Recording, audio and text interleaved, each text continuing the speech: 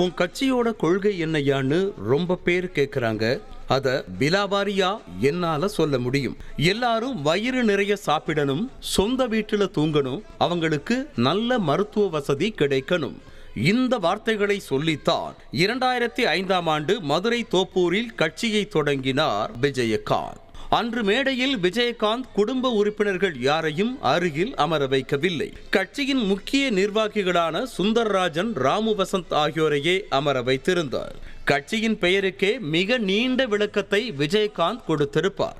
திராவிடம், தேசியம், முற்போக்கு என எல்லாம் நிறைந்ததுதான் நம் கட்சி என கூறி தேசிய முற்போக்கு திராவிடர் கழகம் என பெயரை விளக்கியிருப்பார் விஜயகாந்த். மைக்கை பிடித்து விஜயகாந்த் பேசியது எல்லாம் தான் விஜயகாந்தை மக்கள் மத்தியில் ஓர் அரசியல்வாதியாக நிலை நிறுத்தியது.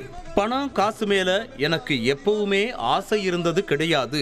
அதனாலதான் என் பிறந்த நாளைக்கு தையல் மிஷின், 3 சக்கர வாகனம் எல்லாம் மக்களுக்கு வாங்கி கொடுத்தேன். இத கொடுத்து ஓட்டு கேட்க போறேன்னு சொன்னாங்க. அப்படி சொன்னவங்க எதுவுமே வாங்கி கொடுக்கலையே. நிச்சயமா எனக்கு இனி தொல்லைகள் அதிகரிக்கும். வருமான வரித்துறையை வச்சு மிரட்டுவாங்க. என்கிட்ட போராட்ட குணம் அதிகமாயிருக்கு. இவங்களுக்காக நான் என்ன மாத்திக்க மாட்டேன் என ஆவேசமாக பேசியதுதான் அவருக்கு மக்கள் மத்தியில் ஆதரவையும் சட்டமன்றத்தில் இடத்தையும் பெற்றுக் கொடுத்தது. கட்சி அறிவித்து தேர்தலுக்கு வந்த விஜயகாந்த் முதல் தேர்தலிலேயே 234 தொகுதிகளிலும் போட்டியிட்டு ஒரு சீட்டில் வென்றாலும் நடிகர் என்பதை தாண்டி அரசியல்வாதி என்ற பிம்பத்தை ஆழமாக பதிய வைத்தார். அடுத்த தேர்தலில் அதிமுகவுடன் கூட்டணி அமைத்து 41 தொகுதிகளில் 29 தொகுதிகளில் வெற்றி பெற்று தமிழ்நாட்டின் பிரதான கட்சியான திமுகவை 3வது இடத்திற்கு தள்ளினார். இதற்கு அவருக்கு கிடைத்த பரிசு எதிர்க்கட்சி தலைவர் பதவி என கூறப்பட்டது. ஆனால் மனதில் பட்டதை நேரடியாக பேசும் விஜயகாந்த் சட்டமன்றத்தில் ஜெயலலிதாவை எதிர்க்க ஆரம்பமானது பிரச்சனை. சட்டமன்றத்தில் தகுதி நீக்கம் செய்யப்பட்டாலும் அவை நடக்கும் போதே ஜெயலலிதாவை எதிர்த்தவர் என்பதும், கருணாநிதியையும் ஜெயலலிதாவையும் சம காலத்தில் எதிர்த்து களம் கண்டவர் என்பதும் இன்று வரை தேமுதிகவிற்கு பலம் சேர்க்கும் காரணிகளாக உள்ளன. 2016இல் மக்கள் நல கூட்டணியை அமைத்து அதற்கு முதல்வர் வேட்பாளராக களம் கண்டாலும் விஜயகாந்தின் தனித்துவமும் அவரது தலைமையில் அமைந்த கூட்டணியின் பலமும் இரு பெரும் திராவிட கட்சிகளுக்கு முன்னால் எடுபடவில்லை.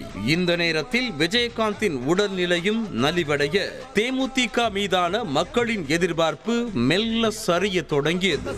2019இல் அதிமுக கூட்டணி, 2021இல் அமமுக கூட்டணி என மாறியதும் வாக்கு வங்கி 1% கீழ் குறைந்ததையும் தாண்டி விஜயகாந்தின் உடல்நலக் குறைவு காரணமாகவும் துவண்டு நின்றது தேமுதிக. 2023இல் விஜயகாந்தின் மறைவு தேமுதிகவின் புதிய அத்தியாயத்தை மீண்டும் தொடங்கும் புள்ளியாக அமைந்தது. விஜயகாந்தின் மறைவுக்கு கூடிய கூட்டம் தேமுதிகவை உயிர்த்தல வைத்திருக்கிறது என பிரேமலதா பேசியதும் 2024 தேர்தலில் எதிரொலித்தது. வெற்றிகளை பெறாவிட்டாலும் அதிமுக கூட்டணியில் 5 தொகுதிகளில் 11 லட்சம் வாக்குகளை வாங்கி காட்டியது தேமுதிக.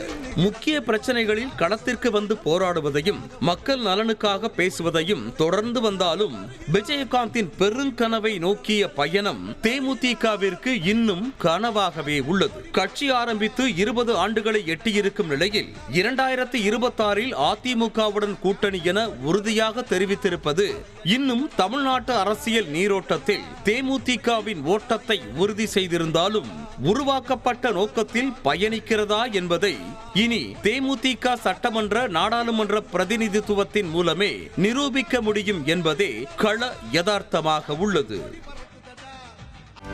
செய்திகளை உடனுக்குடனும் துல்லியமாகவும் தெரிந்து கொள்ள சப்ஸ்கிரைப் பண்ணுங்க.